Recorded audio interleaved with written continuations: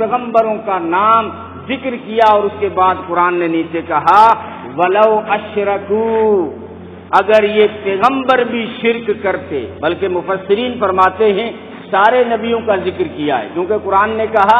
یہ بھی اور ان کے آباء و اجداد بھی اور ان کی اولاد میں سے کوئی پیغمبر وہ بھی، ان کے باپ دادا میں کوئی پیغمبر وہ بھی، یعنی آدم سے عیسیٰ تک اور عیسیٰ سے محمد الرسول اللہ صلی اللہ علیہ وسلم تک۔ قرآن نے کہا وَلَوْ أَشْرَكُوا، اگر ان نبیوں میں سے کوئی شرک کرتا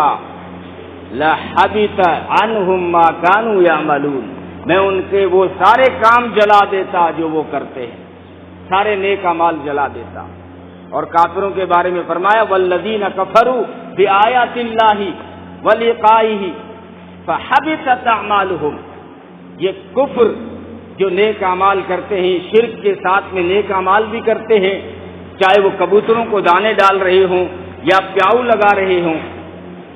کچھ بھی دان کر رہے ہیں، چاہے گائے کی خدمت کر رہے ہوں، لیکن قیامت کے میدان میں شرک کی حالت میں آ گئے،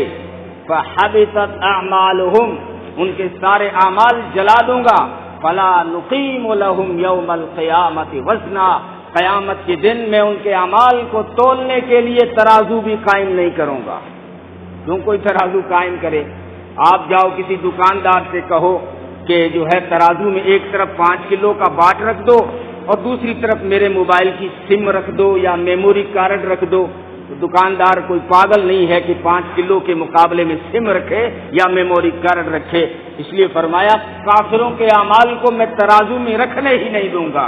اور اگر رکھے گئے، مفسرین فرماتے ہیں دوسرا مطلب یہ ہے کہ اگر ان کے اعمال کو ترازو میں اگر رکھا گیا تو اللہ ان کا وزن ہٹا دے گا،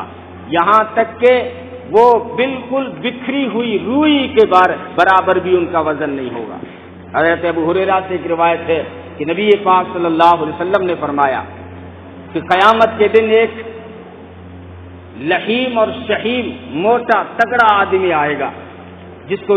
دیکھ کر لوگ تعجب کریں گے کہ اس کا وزن کتنا ہوگا،